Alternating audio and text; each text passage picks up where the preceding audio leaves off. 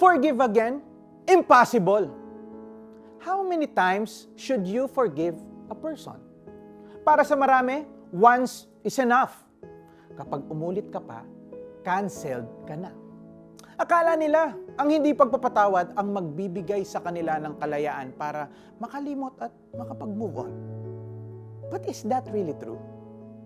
Unforgiveness does not offer freedom, but it guarantees that you will be in a prison of your own making.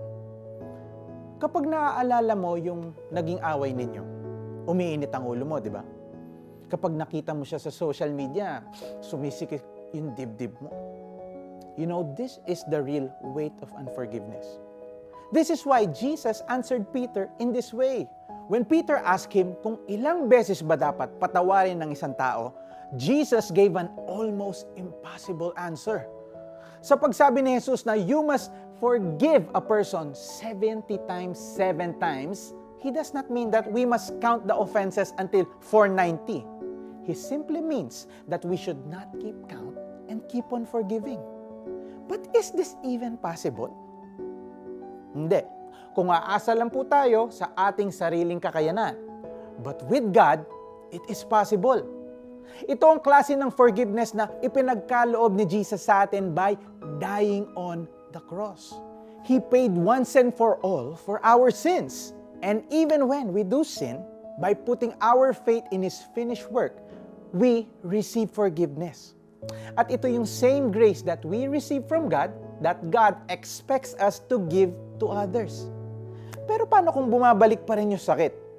Paano kung sa tuwing naaalala mo, parang sariwa na naman yung sugat?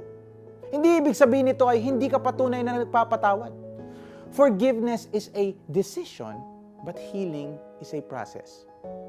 Sa bawat pag-alala, may panibagong pagkakataong mag-release ng kapatawaran.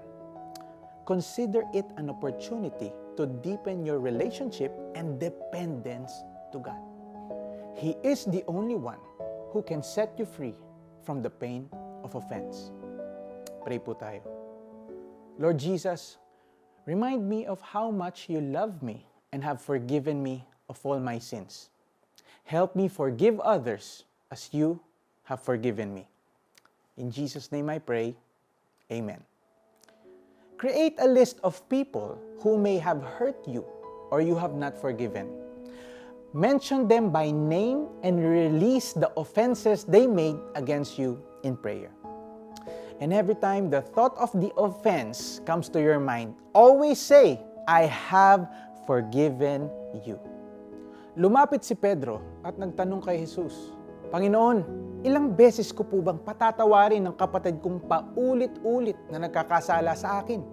7 beses po ba? Sinagot siya ni Jesus, hindi ko sinasabing 7 beses, kundi 70 ulit na 7. Mateo 18:21-22. This is Jericho Arceo saying, forgive because the Lord has forgiven you.